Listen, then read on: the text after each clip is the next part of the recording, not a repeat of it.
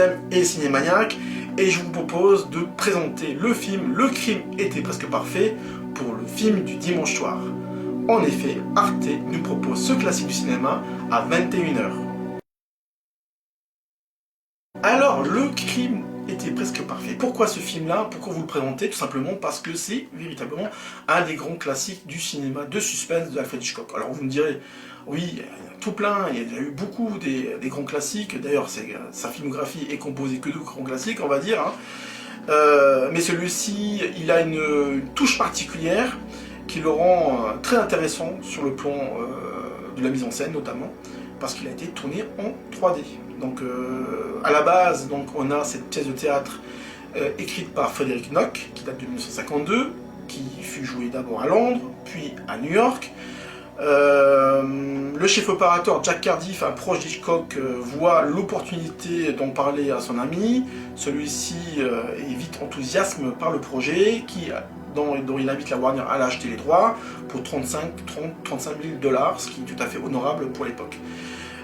Très rapidement, la distribution est mise en place, notamment avec deux stars qui étaient à l'époque montantes, que ce soit donc Ray Milland, qui joue l'affreux mari meurtrier, et bien sûr la belle Grace Kelly, dont elle entamait ici son premier projet avec Hitchcock, puisque par la suite ils vont enchaîner tout de suite derrière avec le sublime Fenêtre sur cour et le bondissant La main au collet.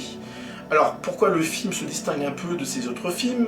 Le crime était presque parfait est sorti juste après deux autres excellents films d'Hitchcock qui s'appelaient donc La loi du silence ainsi que Le crime de l'Orient Express. Ce film-là permettait donc à Hitchcock déjà de tourner en couleur, voilà, ce qui était quand même un événement très important, et ensuite d'utiliser la 3D. Hitchcock n'a jamais eu peur des défis techniques. On l'a vu sur d'autres films précédents, comme le plan séquence truqué de la corde, le fait d'élaborer tout un projet sur un huis clos sur un bateau, comme pour Lifeboat par exemple, jouer sur des imageries surréalistes pour La maison du Dr Edwards, et il continuera ce type de challenge technique dans ses films futurs, voilà, qui verra par la suite, notamment avec Fenêtre sur cour, L'amour aux trousses, Les oiseaux, etc. Donc voilà.